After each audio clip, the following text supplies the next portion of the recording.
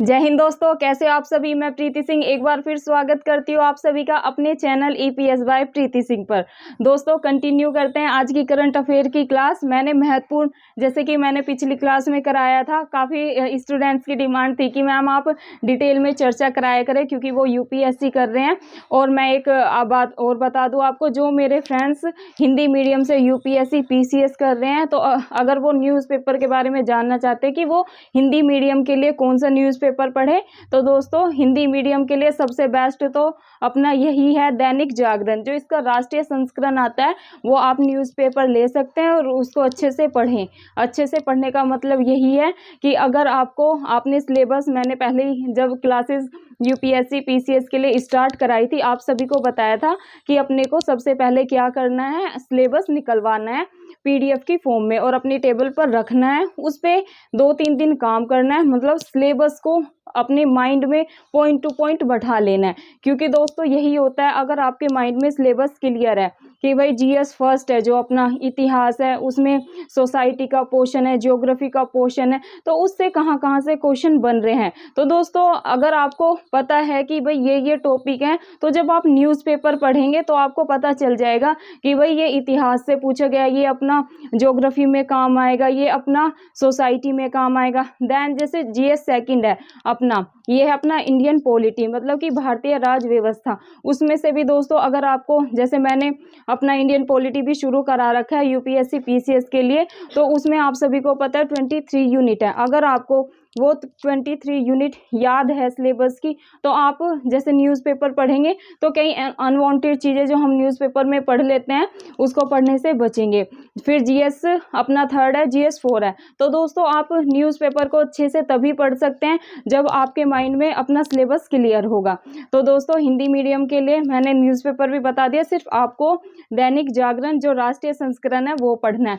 दोस्तों आज मैं आपको कराऊंगी करंट अफेयर। जैसे पिछली क्लास का फीडबैक काफ़ी अच्छा था करंट अफेयर की, क्योंकि मैं पहले कैसे कराती थी, क्योंकि बोर्ड की आपको पता है प्रीति मैम के पास लिमिटेशन है, तो मैं 15-20 क्वेश्चन कराती थी आपको, जो महत्वपूर्ण है, जो आने की संभावना है और जैसे पीवाईक्यू में पूछे गए हैं। लेकिन काफ़ी बच्चों की मतलब क्वारी थी कि मैम आप ना थोड़ा डिटेल एनालाइज कराया करें। तो दोस्तों पिछली क्लास में मैंने ऐसे ही स्टार्ट किया है, मैंने 5 खबरें ली थी महत्वपूर्ण और उसको आपको एकदम डिटेल में समझाया था। और ऐसे ही दोस्तों मैंने आज 5 खबरें ली हैं। 4-5 खबरें हैं ये, जैसे कि वीर बाल दिवस है और पीएम की सुरक्षा का जो उल्लंघन हुआ था जब वो पंजाब दौरे पर गए थे, तो इसमें मैं आपको डिटेल में बताऊंगी। आरपीएफ का दोस्तों ऑपरेशन आहट से दोस्तों आपको एग्जाम में जरूर क्वेश्चन देखने को मिलेगा। और एक ये जो स्वामी रामानुजाचार्य की प्रतिमा का अनावरण हुआ है। तो दोस्तों ये इतनी महत्वपूर्ण खबरें हैं ये, क्योंकि आप सभी को पता है जो न्यूज़ में चर्चा में काफ़ी खबरें होती हैं, जैसे कि ब्रिटेन के पीएम से हो गया, वो जब बने थे या जिन्होंने इस्तीफा दिया था, काफ़ी चर्चा में था। दिन रात न्यूज़ पे यही खबरें चलती रही कि ब्रिटेन का पीएम ये बना, इसलिए इस्तीफा दिया। तो दोस्तों ये खबरें काफ़ी महत्वपूर्ण हो जाती है। और जैसे ये है स्टैचू ऑफ पीस, इससे तो दोस्तों एग्जाम में स्टैचू ऑफ यूनिटी होगी, स्टैचू ऑफ पीस हो गया, इनसे दोस्तों एग्जाम में क्वेश्चन बनते ही बनते हैं। देखो ये 4-5 खबरें आपको लग रही होगी कि मैम ये तो 3-4 मतलब 4 से 5 खबरें ही हैं, लेकिन दोस्तों मैं इनको आपको ऐसे समझाऊंगी, इससे अपने कम से कम 15-20 क्वेश्चन आराम से कवर हो जाएंगे। और कैसे एग्जाम में, जैसे यूपीएससी की डिमांड अलग है, क्योंकि आप सभी को पता है वर्ल्ड की टफेस्ट एग्जामिनेशन अपनी यूपीएससी है।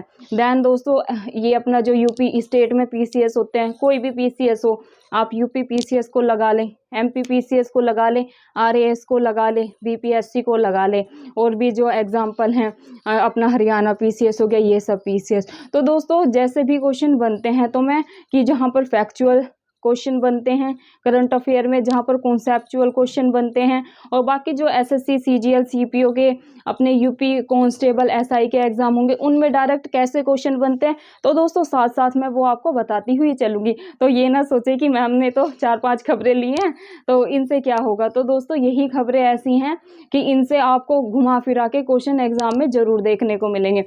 तो दोस्तों आज की करंट अफेयर की क्लास शुरू करती हूँ मैं एक प्यारी सी कविता के साथ। कविता क्या है दोस्तों, कि नन्ही चींटी जब दाना लेकर चलती है, कि नन्ही चींटी जब दाना लेकर चलती है, चढ़ती दीवारों पर 100 बार फिसलती है। कि नन्ही चींटी जब दाना लेकर चलती है, चढ़ती दीवारों पर 100 बार फिसलती है। मन का साहस रगों में हिम्मत भरता है। कि मन का साहस रगों में हिम्मत भरता है। गिरकर चढ़ना, चढ़कर गिरना न अखरता है। कि मन का साहस रगों में हिम्मत भरता है। गिरकर चढ़ना, चढ़कर गिरना न अखरता है। कोशिश उसकी बेकार हर बार नहीं होती। कि कोशिश उसकी बेकार हर बार नहीं होती। कोशिश करने वालों की कभी हार नहीं होती। तो दोस्तों यही है, आपको लाइफ में कभी हार नहीं माननी है। जो भी आपका जिस भी फील्ड में आप जॉब या ये सब पाना चाहते हैं, बिजनेस करना चाहते हैं, फेलियर होंगे दोस्तों। या मेरे दोस्त कुछ गवर्नमेंट जॉब पाना चाहते हैं तो आपको फेलियर का सामना करना पड़ेगा, लेकिन आपको डरना नहीं है। एक चींटी से भी आप प्रेरणा ले सकते हैं। एक चींटी दोस्तों जब दाना लेकर चलती है, इसका तात्पर्य बता देती हूँ। एक नन्ही चींटी जब दाना लेकर चलती है, चढ़ती दीवारों पर 100 बार फिसलती है, लेकिन दोस्तों वो हिम्मत नहीं हारती। गिरती है फिर चढ़ती है, गिरती है फिर चढ़ती है, और दोस्तों आखिरकार उसकी कोशिश बेकार नहीं होती। वो अपना जो भी उसका गंतव्य है उसको पा ही लेती है। तो दोस्तों अपने को भी ऐसे तैयारी करते जाना है। और दोस्तों एक दिन हम सभी सफलता जरूर हासिल करेंगे। बस यही है कि आपको हिम्मत नहीं हारनी है। कहते हैं ना दोस्तों, पूरी दुनिया एक तरफ, और अगर आपने खुद से हिम्मत हार ली ना तो लाइफ में कुछ नहीं कर पाओगे। पूरी दुनिया कहती रहे कि ये नहीं कर पाएगा, ये नहीं कर पाएगी, उससे फर्क नहीं पड़ता है। पड़ता सिर्फ अपने से है कि जब तक आप में है ना गिर कर उठने की हिम्मत, तब तक दोस्तों आपको कोई नहीं गिरा सकता। तो दोस्तों इसी मोटिवेशन वाली कविता के साथ शुरू करते हैं आज की अपनी करंट अफेयर की क्लास। तो दोस्तों आज मैंने पहला ही क्वेश्चन लिया है वीर बाल दिवस से। दोस्तों ये क्वेश्चन ऐसा है, ये अपना जो एनडीए का एग्जाम हुआ था सन 2021 में, वहां पर क्वेश्चन पूछा गया था। वहां पर कैसे क्वेश्चन पूछा गया था, यूपीएससी में कैसे पूछा जा सकता है, स्टेट पीसीएस और बाकी जो ऑल कॉम्पिटिटिव एग्जाम है उनमें कैसे क्वेश्चन फ्रेम हो सकता है, वो आज मैं आपको पूरा डिटेल एनालाइज इन क्वेश्चंस का कराऊंगी। जैसे दोस्तों वीर बाल दिवस है, ये पहले ही क्वेश्चन कैसे बनेगा इसमें कि जो वीर बाल दिवस है ये कब मनाया जाता है, या फिर आगे दे देंगे यही इसकी शुरुआत, इसकी जो वीर बाल दिवस है इसके मनाने की शुरुआत कब से हुई। तो दोस्तों आपको ध्यान रखना है, अगर आई वीर बाल दिवस कब मनाया जाता है, तो दोस्तों आपको ध्यान रखना है ये मनाया जाता है 26 दिसंबर। ये डेट दोस्तों बहुत ही ज़्यादा महत्वपूर्ण है, इस पे आप 2 स्टार लगा लें। अगर आए वीर बाल दिवस कब मनाया जाता है, ऐसे दे देंगे आपको 26 दिसंबर, 22 दिसंबर, 25 दिसंबर। तो दोस्तों कन्फ्यूज़न बहुत क्रिएट होता है, क्योंकि दोस्तों ये जो वीर बाल दिवस है जब इसको घोषित किया गया था कि इस दिन से मनाया जाएगा, सन 2022 में घोषणा हुई थी, तो दोस्तों ये काफ़ी चर्चा में था। तो ये आपको ध्यान रखना है वीर बाल दिवस कब मनाया जाता है, ये आपको ध्यान रखना है। अपने को तो एक ही चीज़ ध्यान रखनी है, ये मनाया जाता है 26 दिसंबर को।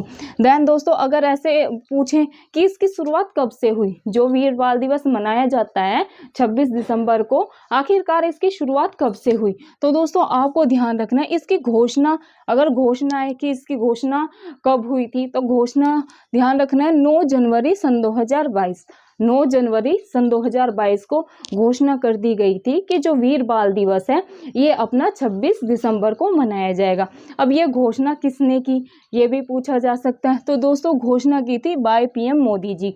किसने की थी, अपने पीएम नरेंद्र मोदी जी ने। तो दोस्तों अपने 2-3 क्वेश्चन इससे तैयार हो गए। किसी भी डायमेंशन से पूछें, ऐसे पूछ ले कि वीर जो बाल दिवस है ये कब मनाया जाता है, तो अपने को ध्यान रखना है एक ही चीज़ कि 26 दिसंबर मतलब 26 दिसंबर को। घोषणा कब हुई, 9 जनवरी सन 2022। अभी जो सन 2022 चल रहा है 9 जनवरी को इसकी घोषणा हुई थी कि भाई अपना 26 दिसंबर को ये वीर बाल दिवस मनाया जाएगा। देन दोस्तों कि भाई घोषणा किसने की, घोषणा कर तो दी, पर यह भी अपने को पता होना चाहिए कि घोषणा किसने की, क्या गृह मंत्री ने की, शिक्षा मंत्री ने की या पीएम ने की। तो आपको ध्यान रखना है इसकी घोषणा की थी पीएम जी ने, नरेंद्र मोदी जी ने। तो दोस्तों ये हो गया अपने वीर बाल दिवस से। अब ऐसे ही है दोस्तों, जैसे अपना पीसीएस है, कोई भी पीसीएस लगा लो, ऐसे स्पेशल नहीं है कि यूपी पीसीएस में ही आएगा। जितने भी अपने स्टेट पीसीएस के एग्जाम होते हैं, डायरेक्ट आपको क्वेश्चन देखने को मिलेगा कि जो वीर बाल दिवस है ये कब मनाया जाता है। तो आपको ध्यान रखना है 26 दिसंबर। अब जैसे अपना यूपीएससी है तो दोस्तों उसमें डिटेल में आ जाएगा कि इसकी घोषणा कब हुई थी और यह कब मनाया जाता है। तो आपको ध्यान रखना है। उसमें आपको पता है यूपीएससी में दोस्तों लॉन्ग स्टेटमेंट आती है, जैसे क्वेश्चन दे दिया उसकी, अब तो ऐसा है कि 6 से 7 स्टेटमेंट भी आ जाती है। इवन पिछला जो यूपीएससी था उसमें तो 8 स्टेटमेंट देखने को मिली थी। तो दोस्तों अपने को ऐसे ही तैयारी करते हुए चलना है कि एक खबर हो उसके बारे में अपन पूरी जानकारी एकत्रित कर लें, उसे याद कर लें, देन फिर दोस्तों कहीं से भी क्वेश्चन बने अपन तो राइट ही करके आएंगे। मूव करते हैं दोस्तों नेक्स्ट क्वेश्चन पे, जो कि है पीएम की सुरक्षा। क्या दोस्तों, जब अपने को पता है अभी पंजाब दौरे पर पीएम मोदी गए थे, कब गए थे, सन 2022 में गए थे। तो दोस्तों उनकी सुरक्षा में चूक हो गई थी। ये आपको पता है कि न्यूज़ में सबको यही था कि भाई अब क्या हो रहा है, अब क्या हो रहा है, कैसे इतनी बड़ी चूक हो गई, जब हमारे पीएम ही सुरक्षित नहीं है तो आम आदमी का क्या होगा।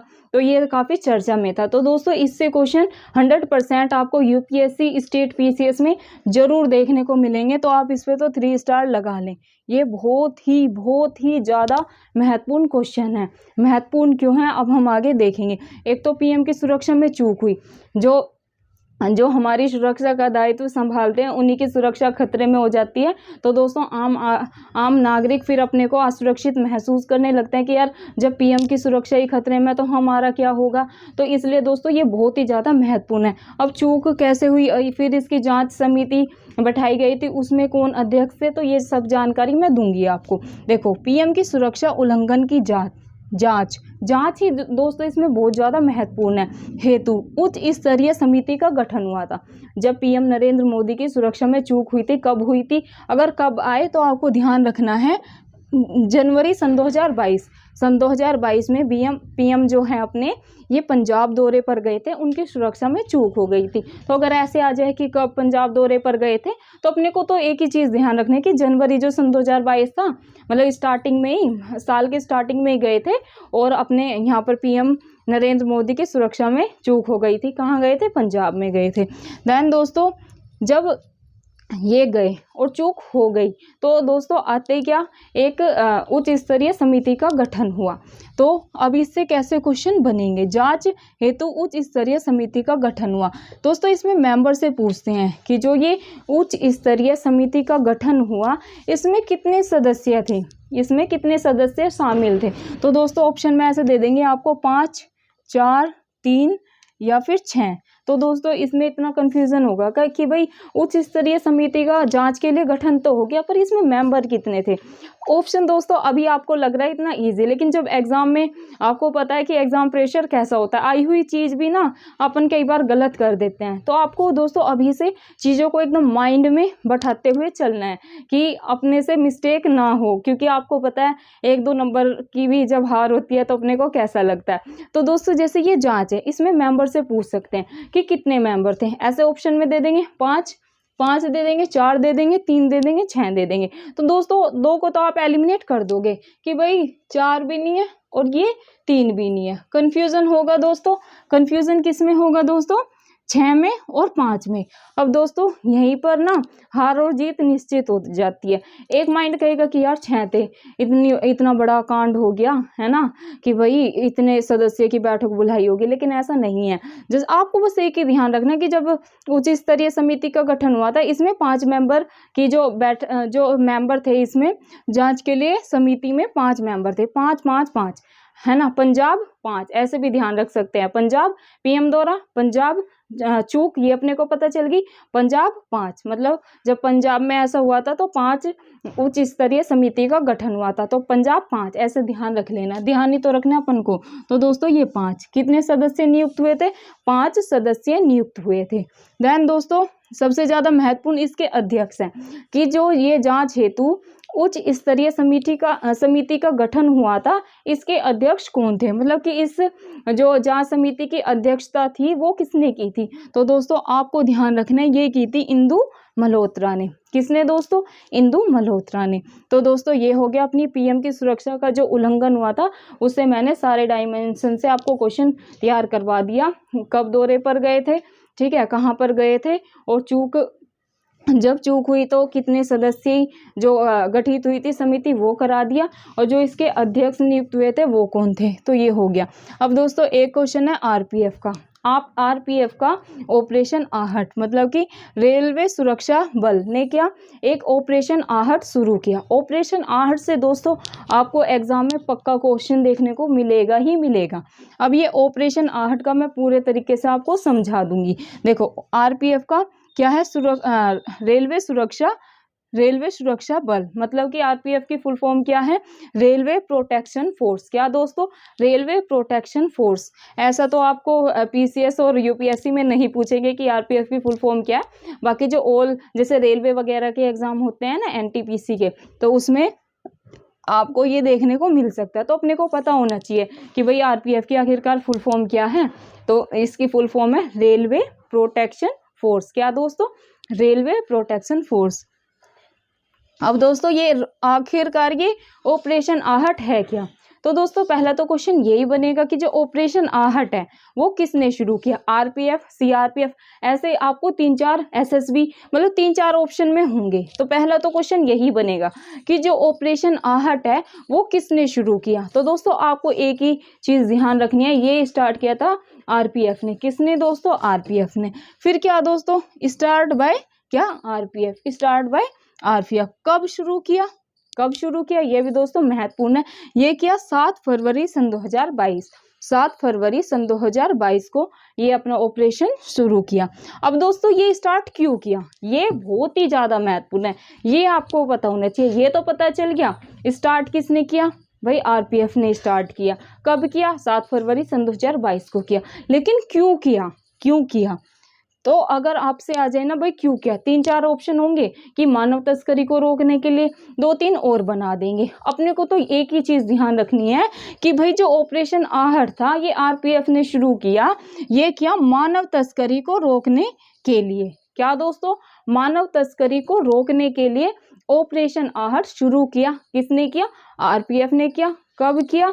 ये अपना किया 7 फरवरी सन 2022 को। अब दोस्तों ये कैसा अभियान है? तो दोस्तों ये है राष्ट्रव्यापी अभियान। क्या दोस्तों? ये अपना जो अभियान है ऑपरेशन आहट, ये एक राष्ट्रव्यापी अभियान है। अब दोस्तों इसमें ध्यान केंद्रित, जो ऑपरेशन आहट है किसका ध्यान केंद्रित करने के लिए शुरू किया? तो दोस्तों महिला प्लस बच्चों की तस्करी को चंगुल से बचाने के लिए। क्या दोस्तों? महिला प्लस बच्चों की तस्करी के चंगुल से बचाने के लिए, जो महिला और बच्चों की तस्करी इतनी हो रही थी तो उन्हें तस्करी के चंगुल से बचाने के लिए ये अपना ऑपरेशन आहट शुरू किया गया। अगर आए कि महिला प्लस बच्चों की तस्करी को चंगुल से बचाने के लिए, या आए कि अपना मानव तस्करी को बचाने के लिए, इनमें से कोई भी ऑप्शन में आए ना तो आपको ये दोनों चीज याद रख लेनी चाहिए, महिला प्लस बच्चे, और ये तो है ही मानव तस्करी को बचाने के लिए, मानव तस्करी को रोकने के लिए, मानव तस्करी को रोकने के लिए और बचाने के लिए। क्या? महिला प्लस बच्चों को तस्करी जो होती है उनसे बचाने के लिए ये अपना ऑपरेशन आहट शुरू किया। और किसने किया वो मैंने बता दिया, आरपीएफ ने। अब दोस्तों ये हो गई अपनी 3 खबर एकदम डिटेल में इनका एनालाइज। अब जो आज की लास्ट खबर है वो लेते हैं। ये है दोस्तों स्वामी रामानुजाचार्य। क्या दोस्तों? स्वामी रामानुजाचार्य की प्रतिमा का अनावरण किया गया, जिसको हम स्टैचू ऑफ पीस के नाम से जानते हैं। क्या दोस्तों? स्टैचू ऑफ पीस के नाम से जानते हैं। क्या? स्वामी रामानुजाचार्य की प्रतिमा का अनावरण हुआ, जिसे हम किसके नाम से जानते हैं? Statue of peace. अब दोस्तों मैं स्वामी रामानुजाचार्य के बारे में आपको पूरी जानकारी दूंगी। इनकी जो मूर्ति का अनावरण है ये किसने किया, इनका उद्घाटन कब हुआ, कहाँ पर ये स्थित है, वो पूरी जानकारी अभी आपको डिटेल में दूंगी। पहले तो इनके बारे में ही जान लेते हैं कि जो ये अपने स्वामी रामानुजाचार्य जी हैं ये कहाँ से बिलोंग करते हैं, इनका जन्म कहाँ पर हुआ। तो दोस्तों ये एक दक्षिण भारतीय ब्राह्मण थे। क्या दोस्तों, जो स्वामी रामानुजाचार्य जी हैं यह एक दक्षिण भारतीय ब्राह्मण थे। क्या दोस्तों, दक्षिण भारतीय ब्राह्मण थे। देन दोस्तों इनका जन्म इनका अगर जन्म आपसे पूछ ले तो आपको ध्यान, अब दक्षिण में है तो दक्षिण में भी आपको जगह का पता होना चाहिए। तो दोस्तों दक्षिण में ये तमिलनाडु से बिलोंग करते थे। तमिलनाडु में कहाँ से, श्री पेरम्बटूर से। देन दोस्तों स्वामी रामानुजाचार्य की प्रतिमा का अनावरण हुआ जिसको हम स्टैचू ऑफ पीस के नाम से जानते हैं, तो ये आपको ध्यान रखना है।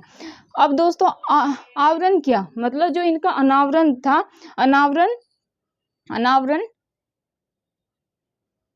अनावरण किसने किया, तो दोस्तों ये किया था गृह मंत्री जी ने। अगर ऐसे पूछे कि जो ये स्टैचू ऑफ पीस है या रामानुजाचार्य की प्रतिमा है इनका अनावरण किसने किया, ऐसे दे देंगे पीएम ने, एजुकेशन मिनिस्टर ने, ऐसे करके आपको 3-4 ऑप्शन में होंगे और गृह मंत्री होंगे। तो आपको एक ही चीज़ ध्यान रखनी है कि जो ये श्री रामानुजाचार्य जी थे इनकी मूर्ति का अनावरण गृह मंत्री अमित शाह जी ने किया था। अब दोस्तों इस मूर्ति का उद्घाटन कब हुआ, तो ये आपको ध्यान रखना है, ये हुआ था 7 जुलाई सन 2022 को। ये दोस्तों बहुत ही ज़्यादा महत्वपूर्ण है। ये स्टैचू ऑफ पीस से आपको 100% यूपीएससी पीसीएस में क्वेश्चन देखने को मिलेगा ही मिलेगा। देन दोस्तों ये कहाँ पर है, इनकी जो मूर्ति का अनावरण हुआ आखिरकार ये हुआ कहाँ पर, तो दोस्तों आपको ध्यान रखना है ये हुआ श्रीनगर जम्मू कश्मीर के सोनबार क्षेत्र में सुरयार मंदिर में। कहाँ दोस्तों, श्रीनगर जम्मू एंड कश्मीर के सोनबार क्षेत्र में गुरयार मंदिर में इस मूर्ति का अनावरण हुआ। देन दोस्तों ये पूछ लें अगर ये मूर्ति किस चीज से बनी है, तो आपको ध्यान रखना है शुद्ध सफेद मकराना संगमरमर की मूर्ति है ये। क्या दोस्तों, शुद्ध सफेद मकराना संगमरमर से ये बनी है। अब इसकी लंबाई कितनी है दोस्तों, इसकी लंबाई है 4 फीट और इसका वजन कितना है, तो 600 किलोग्राम, ये आपको ध्यान रखना है। अब दोस्तों जो ये श्री रामानुजाचार्य जी थे ये कैसे व्यक्ति थे, तो दोस्तों ये एक महान विचारक, क्या दोस्तों, ये एक महान विचारक, दार्शनिक और समाज सुधारक थे। तो दोस्तों आई थिंक आपको इतना पोर्शन नहीं दिख रहा होगा, पर टेंशन लेने की ज़रूरत नहीं है, मैं इसको आपको पीडीएफ में कन्वर्ट करके डाल दूंगी तो आप रिवीजन कर लेना। वैसे तो मैं सभी को रिक्वेस्ट करती हूँ कि अपना पेन एंड पेपर लेकर बैठे, चीज़ों को दोस्तों साथ साथ नोट करते हुए चलें। तो दोस्तों ये थी आज की करंट अफेयर की क्लास। आई होप आपको मेरी करंट अफेयर की क्लास से काफ़ी मदद मिल रही होगी। दोस्तों ये क्लासेस ना सिर्फ यूपीएससी पीसीएस बल्कि जो अदर एग्ज़ाम्स है, चाहे वो एसएससी हो, सीजीएल हो, रेलवे के एग्ज़ाम हो और अपने यूपी में एसआई कांस्टेबल इन सब के एग्ज़ाम हो, उनमें भी मदद करेगी। दोस्तों एक रिक्वेस्ट और है आपसे, प्लीज़ वीडियो को ज़्यादा से ज़्यादा शेयर करें, लाइक करें और चैनल को सब्सक्राइब करें। शेयर अधिक से अधिक होना चाहिए। दोस्तों मैं ये कहती हूँ कि एक व्यक्ति, एक मेरा स्टूडेंट अगर 10 अपने साथी, जो कि मैं ये नहीं कह रही ऐसे ही आप किसी को भी शेयर कर दे जो पढ़ाई नहीं कर रहे, इवन जो दोस्तों आपके फ्रेंड्स तैयारी कर रहे हैं उन्हें आप ये वीडियो शेयर करें, उनकी भी हम मदद कर पाएँ। तो दोस्तों अंत में यही कहूँगी, अपनी ये वीडियो दोस्तों गांव-गांव तक पहुँचनी चाहिए। आपकी प्रीति मैम का यही उद्देश्य है कि वो एकदम सरल भाषा में ये वीडियो अपनी गांव-गांव तक फैलाए और दोस्तों हम सब की मदद कर पाए। ये तो दोस्तों सिर्फ करंट अफेयर की क्लास है जो मैं आधे से 1 घंटे की डेली डालती हूँ। बाकी मैं अपना यूपीएससी पीसीएस के लिए जो अपना जीएस सेकंड है, इंडियन पॉलिटी, भारतीय राज व्यवस्था, उसका दोस्तों डिटेल एनालाइज जैसे कि इंडियन मेकिंग ऑफ कॉन्स्टिट्यूशन से लेके मतलब जो संविधान का निर्माण वगैरह, मैंने वहाँ पर, मैं अभी आपको क्या बताऊँ क्योंकि हर क्लास में बताती हूँ। अगर मेरे को ये है कि आपको ये वीडियो दोस्तों ज़्यादा से ज़्यादा शेयर करनी है। अगर देखो आपका फीडबैक अच्छा है, आप मतलब अच्छे से कमेंट करते हैं कि मैम आप अच्छा समझा रहे हो। तो दोस्तों अगर आपको मेरा तरीका अच्छा लग रहा है, आप सोचते हैं कि मैडम इतनी मेहनत करती है, रिसर्च करके हम सबके लिए चीज़ें ला रही है, तो दोस्तों तभी इस वीडियो का बेनिफिट है जब हम गाँव-गाँव तक ये वीडियो फैलाएँ। क्योंकि आप सभी को पता है गाँव में इतनी सुविधाएँ नहीं होती है कोचिंग वगैरह की, और कोचिंग वगैरह की तो छोड़ो, वो तो दूर की बात है। गाँव में बच्चा बुक्स ही परचेज़ कर लेना, वो भी बहुत बड़ी बात है। एक लक्ष्मीकांत भी दोस्तों खरीदना गाँव में बहुत ज़्यादा मुश्किल है। तो दोस्तों जब मेरे पास सारे सोर्स हैं, मैं उन चीज़ों से इकट्ठा करके आप लोगों को एकदम ईज़ी, एकदम सरल भाषा में चीज़ों को समझा रही हूँ। देखो इंडियन पॉलिटी मैंने यूपीएससी, पीसीएस के लिए शुरू कर रखा है, जिसमें मैंने भारतीय जो इंडियन कॉन्स्टिट्यूशन का हिस्टोरिकल बैकग्राउंड है, वहाँ से शुरू कराया है, और अब मैं वहाँ पर आपको ये डीपीएसपी तक पहुंच गई हूँ। मतलब कि मैंने 11 क्लासेस इंडियन पॉलिटी, जो कि है अपना जीएस सेकंड, उसकी मैंने 11 क्लासेस आपको अच्छे से कंप्लीट कराई हैं। तो दोस्तों आप भी क्लासेस को देखें और प्लीज़ क्लास को शेयर करें, बस यही रिक्वेस्ट है, और अपनी तैयारी करते रहे। दोस्तों यही है, आपको तो पता है मेरा ये चैनल स्टार्ट करने का पर्पस यही है दोस्तों। जो गाँव में बैठकर स्टूडेंट्स अपना देख रहे हैं ना, मेरी सिस्टर्स, मेरे जो फ्रेंड्स हैं, जो अपना छोटे मतलब जो बच्चे ग्रेजुएशन में हैं, वो सपना देख रहे हैं कि भाई हमें आईएएस बनना है, आईपीएस बनना है, डीएसपी बनना है, एसडीएम बनना है। तो दोस्तों हम उनके सपने को साकार कर पाएँ। वो अपने सपने को मारे ना सोर्सेज़ की वजह से, कि यार दिल्ली नहीं जा पा रहे, कोचिंग नहीं ले जा पा रहे, नहीं ले पा रहे, और या हमारे पास सोर्स नहीं है तो छोड़ देते हैं। दोस्तों जब अपना सपना मरता है ना, तो सिर्फ़ सपना नहीं मरता, इंसान भी मर जाता है। तो दोस्तों हमें किसी के भी सपने को मारना नहीं है। तो अगर हम वो चीज़ उन्हें उपलब्ध करा पा रहे हैं, और वो हमारी वीडियो देखकर थोड़ी-सी भी, मैं ये नहीं कह रही पूरी मदद उनको मिल जाएगी, कोशिश तो आपकी प्रीति मैम की यही है कि वो जितना भी हो दोस्तों मैं पूरी मदद करूँ। क्योंकि देखो करंट अफेयर करा ही रही हूँ, इंडियन पॉलिटी करा ही रही हूँ आपको, ये इंडियन पॉलिटी इस महीने ख़त्म कर दूँगी। तो फिर मैं अपना ज्योग्राफी और अपना हिस्ट्री और जो एनवायरनमेंट है, साइंस टेक है, ये शुरू कर दूँगी। अभी मैं प्लान कर रही हूँ आप लोगों के लिए कि बजाय इसकी, जैसे कि मैं अभी पॉलिटी भी करा रही हूँ आपको, करंट भी, मैं सोच रही हूँ 1-2 क्लासेस और शुरू कर दूँ, जैसे कि ज्योग्राफी और हिस्ट्री, आधे-आधे घंटे की, 1-1 घंटे की क्लास वो भी डाल दूँ, ताकि सभी की मदद हो और हम जल्दी से सिलेबस कंप्लीट कर पाएँ। क्योंकि दोस्तों अप्रैल से तो अपने को रिवीजन ही करना है, अप्रैल, मई, क्योंकि जून में पेपर है, तो अपने पास यही 4-5 महीने हैं, तो अपने को पूरा सिलेबस कंप्लीट करना है। तो दोस्तों ये तभी संभव होगा जब आप मेरा पूरा सपोर्ट करेंगे। ये वीडियो दोस्तों, वीडियो बनाने का मतलब ही यही है कि दूर-दूर तक दोस्तों मेरी ये वीडियो जाए। बात ये नहीं है कि व्यूज़ कितने, व्यूज़ का दोस्तों मतलब यही होता है कि मतलब मैं जान पा रही हूँ कि कितने लोग मेरे साथ पढ़ाई से रिलेटेड कनेक्ट है, कितने लोगों को मैं मदद पहुँचा पा रही हूँ। लेकिन दोस्तों अगर आप शेयर नहीं करेंगे, तो मेरे को व्यूज़ से ही पता चल जाता है कि कितने हैं। तो दोस्तों बस आपसे हाथ जोड़ के प्लीज़ यही विनती है कि गाँव-गाँव तक मेरी ये, क्योंकि कुछ दोस्त मेरे साथ बिहार से भी जुड़े हैं, कर्नाटक से जुड़े हैं, वो कमेंट करते हैं कि मैम हमारा पूरा सपोर्ट है, यूपी से जुड़े हुए हैं, और अपना ये राजस्थान से जुड़े हैं, वो कहते हैं कि मैम हमारा आपको पूरा सपोर्ट है। तो दोस्तों सपोर्ट का बेनिफिट तभी है जब आप, जैसे अगर राजस्थान से मेरे साथ 15 से 20 बच्चे, या क्योंकि 23,000 दोस्तों मेरे सब्सक्राइबर हो चुके हैं, तो उनके उसके लिए भी मैं आप सभी को धन्यवाद करती हूँ, क्योंकि 23,000 होना 2 मंथ्स में बहुत ईज़ी नहीं होता। लेकिन मेरा हार्ड वर्क आप लोगों को अच्छा लग रहा है, तो आप चैनल को सब्सक्राइब कर रहे हैं, शेयर कर रहे हैं दोस्तों, तभी मुझे पता है कि हाँ मेरे 23,000 सब्सक्राइब हुए हैं। लेकिन दोस्तों अपने को ये संख्या और बढ़ानी है, और बच्चों तक ये वीडियो पहुंचानी है, ताकि दोस्तों हम उनकी मदद कर पाएँ। तो दोस्तों मैं ये कहती हूँ, एक बच्चा, 23,000 लोग जुड़े हैं, अगर वो 10 बंदों को भी मेरी ये वीडियो शेयर करेंगे, 10 स्टूडेंट को भी करेंगे, तो दोस्तों वो आगे शेयर करेंगे, तो अपना दोस्तों ये यूट्यूब की फैमिली ये बहुत बड़ी हो जाएगी, और हम सब स्टूडेंट्स की मदद कर पाएंगे। ना सिर्फ अपना सिलेक्शन लेंगे, बल्कि बहुत सारे बच्चे मेरी ये वीडियो देखकर लाभ उठाएंगे और अपनी जो सरकारी नौकरी का सपना है उसको पूरा करेंगे। तो दोस्तों जय हिंद, जय भारत। मिलते हैं कल की क्लास में, पढ़ाई करते रहें और अपने सपने के ऊपर फोकस करें। जय हिंद।